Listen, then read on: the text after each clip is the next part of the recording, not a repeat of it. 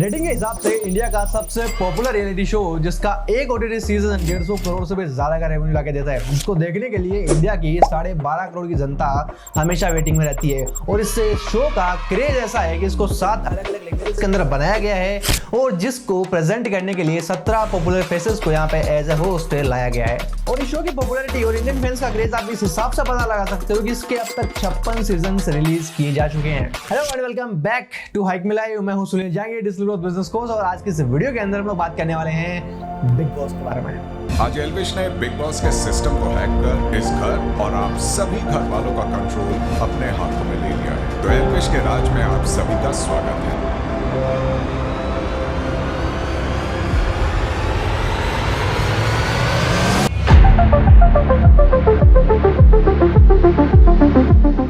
2006 के अंदर टीवी के ऊपर एक शो रिलीज किया जाता है जो कि अडेप्टेशन होता है बिग ब्रदर का, जिसको यहाँ पे सोनी टीवी के ऊपर टेलीकास्ट किया जाता है। होस्ट होते हैं अरशद वारसी।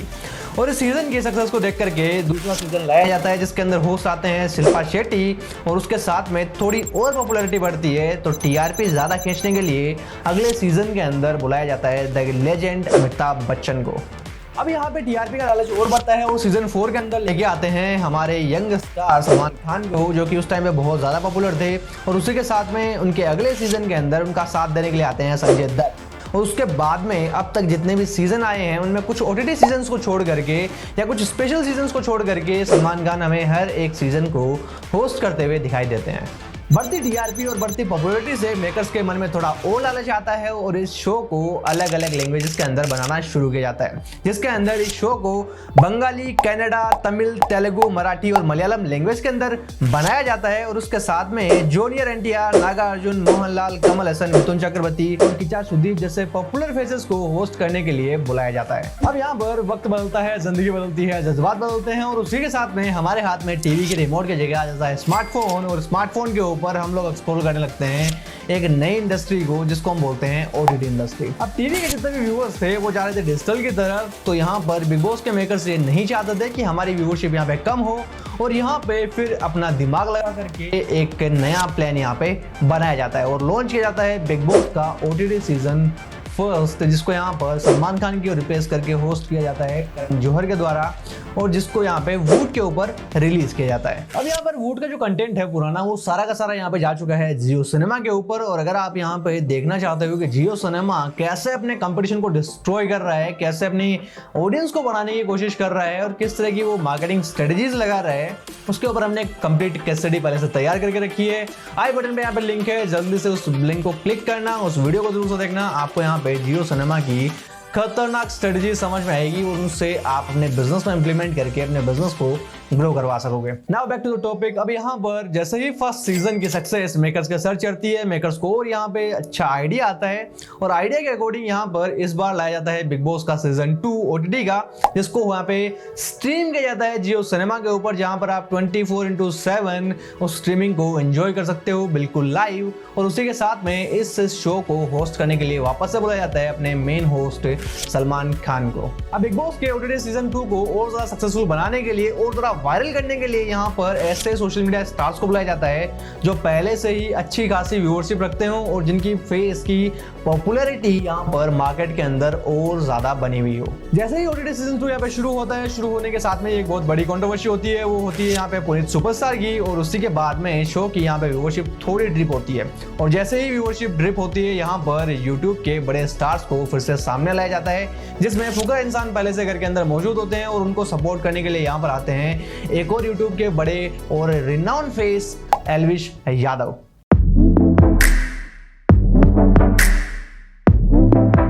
अब इस शो को 12.5 करोड़ से भी ज्यादा लोग देखते हैं, बट इस शो के अंदर ऐसा क्या है कि वो 12 करोड़ लोग इस शो को कभी भी छोड़ना नहीं चाहते। तो यहाँ पर आते हैं 3 मेजर पॉइंट। सबसे पहले आते हैं इनके कंटेस्टेंट के बाद में आती है उनकी कंट्रोवर्सी, और कंट्रोवर्सी के बाद में आती है उनकी अगली फाइट्स। इन 3 चीज़ों को मिला करके यहाँ पर हमें एक साइकोलॉजिकल डोज दिया जाता है और एज ए इंडियन आपको पता होगा कि हमें यहाँ पे दूसरों का लड़ाई झगड़ा देखने में कुछ ज़्यादा इंटरेस्ट आता है और इसी चीज़ को as a content Bigg Boss हमें परोसता है। अब यहाँ पे बिग बॉस कैसे काम करता है उसकी थोड़ी सी हम बात कर लेते हैं। अब बिग बॉस यहाँ पर सबसे पहले क्या करता है, एक घर बनाता है और उस घर के अंदर कुछ पॉपुलर फेसेस को लेकर के आता है और इन पॉपुलर फेसेस को यहाँ पे पूरे वर्ल्ड से डिस्कनेक्ट कर दिया जाता है। उनके पास में ना यहाँ पे सोशल मीडिया होता है, ना न्यूज़पेपर, ना ही टीवी न्यूज़, कुछ भी नहीं होता और इस घर के अंदर उन्हें रुकना होता है 6 से 8 वीक्स के लिए और इसी टाइम पर यहाँ पे इनका एक डर्टी गेम जो है वो शुरू होता है। अब बिग बॉस के घर के अंदर लोगों की एंट्री हो चुकी है, उनको यहाँ पे एक साथ रहना पड़ रहा है और सभी के सोच विचार जैसे अलग हैं तो ऐसे तो आपस में लड़ेंगे नहीं। तो यहाँ पे बिग बॉस क्या करता है, उनको देता है कुछ सीरियस और इंटेंस यहाँ पे टास्क और सिचुएशंस। उन्हीं टास्क और सिचुएशंस को जानबूझकर ऐसा बनाया जाता है ताकि उनके अंदर राइवलरी हो, राइवलरी से उनके अंदर बीच में कॉन्फ्लिक्ट आगे वो लोग यहाँ पे लड़ाई करें। अब जैसे ही कंटेस्टेंट यहाँ पे लड़ाई करेंगे, राइवलरी दिखाएंगे, वैसे ही उनके कुछ ग्रुप्स भी बटने लगेंगे और ग्रुप्स के बीच में भी सेम इंटेंस सिचुएशंस बनना शुरू हो जाएगी। अब यहाँ पर क्या होगा, राइवलरी हो चुकी है, लोग ग्रुप्स में बढ़ चुके हैं, लोगों के बीच में लड़ाई हो रही है, लड़ाई से क्या होगी, हमें मजा आएगा और हम लोग ज्यादा उस चीज को देखेंगे। उसी के साथ में यहाँ पर उसकी टीआरपी जो है वो ग्रो करेगी, टीआरपी ग्रो करेगी, चैनल को फायदा होगा और फिर से बिग बॉस यहाँ पर उनको और ज्यादा इंटेंस सिचुएशंस देगा और ज्यादा इंटेंस टास्क कराएगा और लोगों से और ज्यादा लड़ाई झगड़ा यहाँ पे करवाया जाएगा। जैसे ही कंटेस्टेंट्स लड़ेंगे हमें मजा आएगा, हम और ज्यादा टीआरपी उनको देंगे, टीआरपी देंगे, बिजनेस यहाँ पे बढ़ेगा, रेवेन्यू बढ़ेगा और इसी सारी कंट्रोवर्सी के बीच में बिग बॉस जो है वो अपना फायदा, अपना प्रॉफिट निकाल के चला जाता है। अब यहाँ पे आप एक चीज और सोच रहे होंगे कि जो कंटेस्टेंट है उनके अंदर इतनी बुद्धि तो आराम से होगी कि वो चाहे भले ही दुनिया से डिस्कनेक्टेड हो लेकिन आराम से उस घर के अंदर रह सकते हैं, बट यहाँ पे ऐसा नहीं किया जाता। क्यों? क्योंकि यहाँ पर आता है बिग बॉस का एक और डार्क सीक्रेट जिसकी हम बात करेंगे नेक्स्ट चैप्टर में।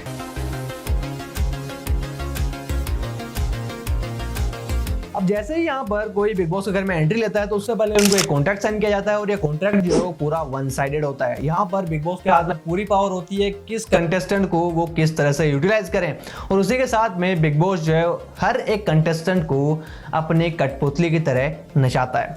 अब जितने भी कंटेस्टेंट यहाँ पे आते हैं उन कंटेस्टेंट को पैसा मिल रहा है तो यहाँ पे उनके हिसाब से उनको चलना पड़ता है और उनके हिसाब से ही उनको सारी सिचुएशंस के अंदर रिएक्ट करना पड़ता है। जितना उनको यहाँ पे कंट्रोवर्सी निकालनी होती है टीआरपी के लिए उतनी वो अपने हिसाब से निकालते हैं। इसमें कंटेस्टेंट को ज्यादा यहाँ पर रोल नहीं दिया जाता और यहाँ पर ये जो चीजें हैं वो बहुत ज्यादा आप गौर से अगर देखोगे इस बिग बॉस को तो आपको समझ में आएगी। अब यहाँ पर कॉन्ट्रैक्ट उनका वन साइडेड होता ही है, उसके साथ में यहाँ पर एक और डर्टी गेम खेला जाता है। यहाँ पर जितने भी कंटेस्टेंट है वो एक दूसरे को जानते नहीं है पर्सनली, ना ही एक दूसरे के नेचर को पहचानते हैं, ना ही उनसे कभी मिले होते हैं और इसी चीज का फायदा यहाँ पे बिग बॉस बहुत अच्छे तरीके से उठाता है और बिग बॉस से अपने सामने वाले जो भी कंटेस्टेंट है अदर कंटेस्टेंट के बारे में हर एक कंटेस्टेंट को केवल थोड़ी थोड़ी बातें ही बताई जाती है, उनके बारे में पूरी इन्फॉर्मेशन को नहीं दी जाती और ना ही अपने गेम के आगे के जो सिस्टम्स है उनको डिस्क्लोज किया जाता है। अब यहाँ पर आधी अधूरी नॉलेज जो है वो हमेशा खतरनाक होती है और इसी चीज की वजह से बिग बॉस के घर में ज्यादा राइवलरी होती है, ज्यादा कॉन्फ्लिक्ट होते हैं और ज्यादा कॉन्ट्रोवर्सीज होती है और इसी की वजह से हमें ज्यादा मजे आते हैं और शो को ज्यादा टीआरपी मिलती है। अब यहाँ पर लड़ाई होने के, लोगों का चिड़चिड़ा होने का एक और रीजन यहाँ पे निकल करके आता है और वो आता है इनके ऊपर कांस्टेंट सर्विलियंस। कैमरे लगे हुए हैं, आप जो कुछ भी कर रहे हो दुनिया को दिख रहा है, तो इसी चीज के डर से लोगों का यहाँ पे माइंड जो थोड़ा फ्रीज होना शुरू हो जाता है। लोग प्रॉपर रिएक्ट नहीं कर पाते हैं, कंटेस्टेंट यहाँ पे अच्छे से खेल नहीं पाते हैं और कंटेस्टेंट को यहाँ पर थोड़ा चिड़चिड़ापन महसूस होने लगता है। क्योंकि अगर आपको भी किसी एक ऐसे घर में छोड़ दिया जाए जहां पर हर तरफ कैमरा ही कैमरा हो, आप यहाँ पे हर एक सिचुएशन आपको बाहर से जैसे लग रही है वैसी ना हो करके सारी की सारी जो क्रिएटेड सिचुएशंस मिलती हैं तो उसके अंदर आप भी कुछ ऐसा ही फील करोगे और इसी चीज का फायदा बिग बॉस यहाँ पे उठाता है। लोग चिड़चिड़े होते हैं, लोगों का यहाँ पे दिमाग कम काम करता है, लोगों के पास में इन्फॉर्मेशन नहीं है, कॉन्ट्रैक्ट में बंधे हुए हैं। इन सभी चीज़ों को जब हम मिलाते हैं तो यहाँ पे हमें और ज़्यादा कंट्रोवर्सीज यहाँ पे देखने को मिलती है क्योंकि लोग यहाँ पर अपने मर्जी से नहीं बल्कि कॉन्ट्रैक्ट के हिसाब से रिएक्ट करते हैं। अब बिग बॉस जो अपने गेम को यहीं पर नहीं रोकता बल्कि सिचुएशंस को और ज़्यादा इंटेंस करने के लिए और ज़्यादा यहाँ पर खराब करने के लिए, लड़ाई करवाने के लिए और कुछ सीक्रेट टास्क इनको दिए जाते हैं जिनकी वजह से इनके अंदर और ज़्यादा कॉन्फ्लिक्ट्स आते हैं और ज़्यादा कॉन्फ्लिक्ट के साथ में और ज़्यादा लड़ाइयाँ इनको झेलनी पड़ती है। अब यहाँ पर ये तो बात हो गई हमारे पास में उनके कंटेंट की, उनके इमोशंस की, उनके पूरे के पूरे प्रोडक्शन की कि कैसे ये पूरा प्रोडक्शन काम करता है। अब बात कर लेते हैं थोड़ा बहुत इनके बिजनेस साइड की भी कि कहाँ से इनका रेवेन्यू आता है, कहाँ पर इनका रेवेन्यू जाता है और इससे हम लोग क्या सीख सकते हैं।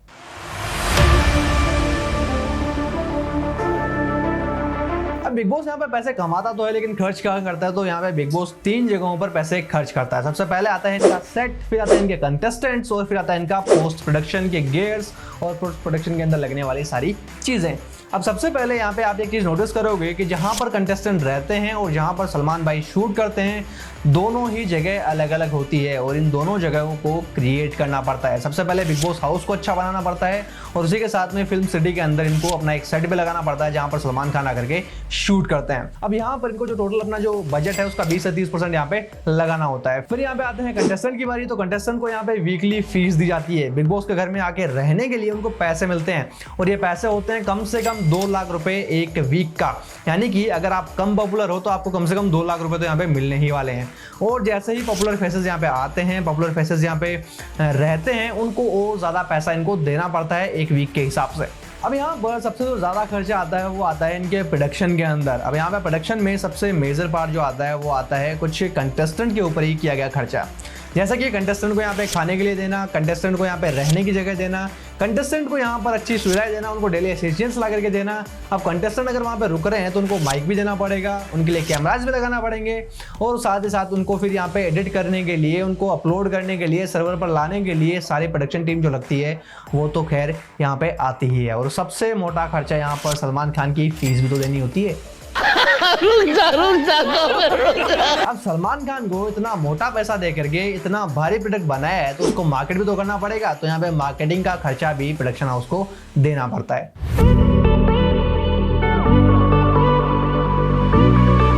अब सलमान खान को इतनी मोटी रकम देनी है फीस के लिए तो उनको वापस से रेवेन्यू तो कमाना पड़ेगा। तो उसके लिए यहाँ पर बिग बॉस टोटल 4 तरीकों से पैसा कमाता है। सबसे पहला तरीका आता है इनके पास में एड स्लॉट का, फिर यहाँ पे प्रमोशंस का, तीसरा स्पॉन्सरशिप्स का और फिर यहाँ पे आता है डीटीएच केबल ऑपरेटर्स का।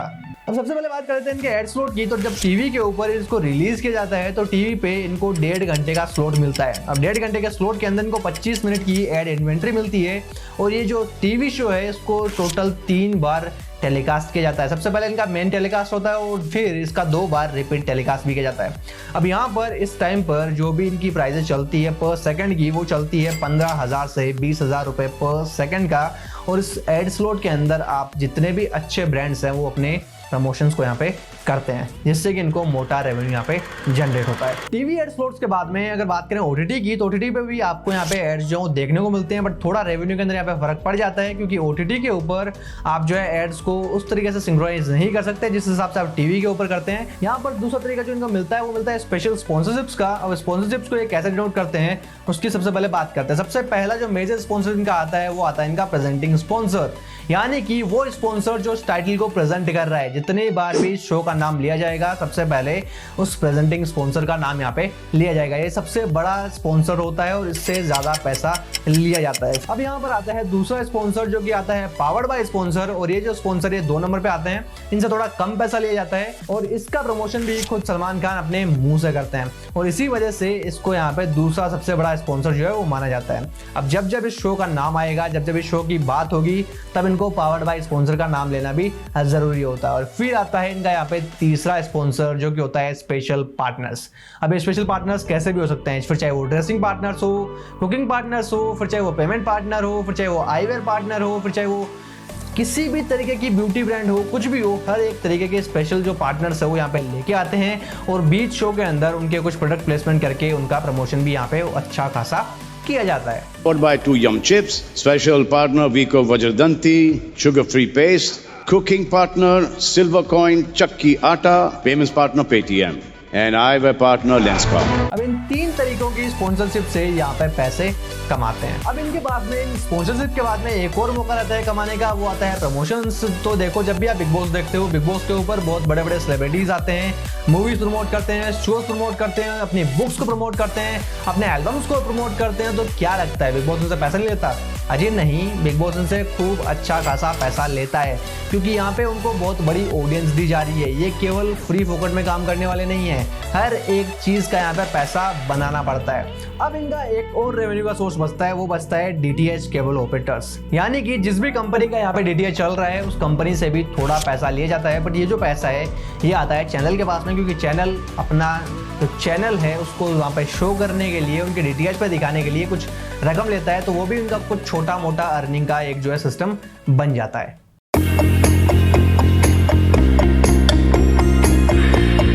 खर्चे की बात हो गई, रेवेन्यू की बात हो गई, गेम की बात हो गई, बट हमें क्या सीखने को मिल रहा है भाई साहब? हमें भी तो कुछ चाहिए। तो यहाँ पे आती है हमारी इस शो से बिजनेस लर्निंग्स।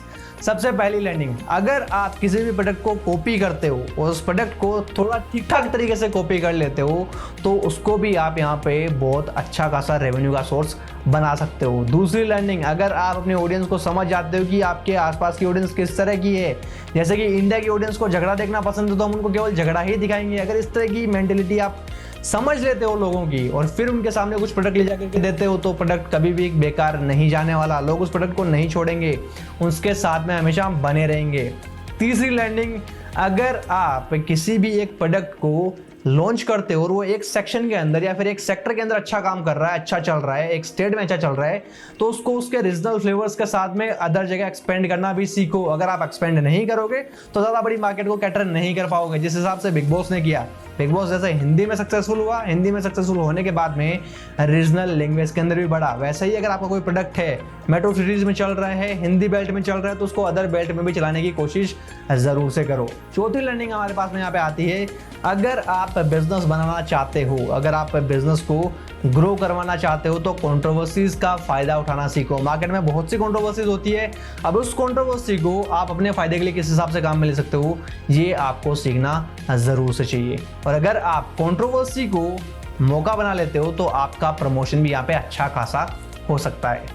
और हमारा सबसे फाइनल लर्निंग, अगर आप एक सेक्शन में काम कर रहे हो, फॉर एग्जांपल अगर आप अभी ऑफलाइन में काम कर रहे हो तो जिस हिसाब से बिग बॉस पहले टीवी पे चल रहा था, ऑडियंस शिफ्ट हुई डिजिटल के ऊपर, तो वो भी यहाँ पे डिजिटल पे आ गए। तो उसी तरीके से अगर आप अभी ऑफलाइन काम कर रहे हो तो आपको भी यहाँ पे ऑनलाइन आना चाहिए और ऑनलाइन आकर के अपने बिजनेस को ग्रो करना चाहिए। अब अगर आप अपने बिजनेस को ऑनलाइन लाना चाहते हो तो हाइक मी लाइव आपके लिए परफेक्ट पार्टनर है। हाइक मी लाइव में हम आपको डिजिटल सॉल्यूशंस प्रोवाइड करते हैं और आपके बिजनेस को ऑनलाइन ग्रो करवाने में आपकी हेल्प करते हैं।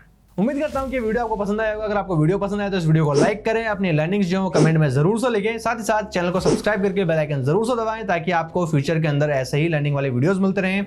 और उसी के साथ में अगर आप जानना चाहते हो कि बायजूस कैसे बर्बाद हो रहा है या फिर MBA चाय वाला ने क्या गलतियां की जिसकी वजह से उनके फ्रेंचाइजीज फेल हो रही हैं, तो रिकमेंडेशन वाली वीडियो जरूर से देखना। हम मिलेंगे आपसे एक नई वीडियो के अंदर एक नई केस स्टडी के साथ में। तब तक के लिए all the best, keep learning, thank you so much.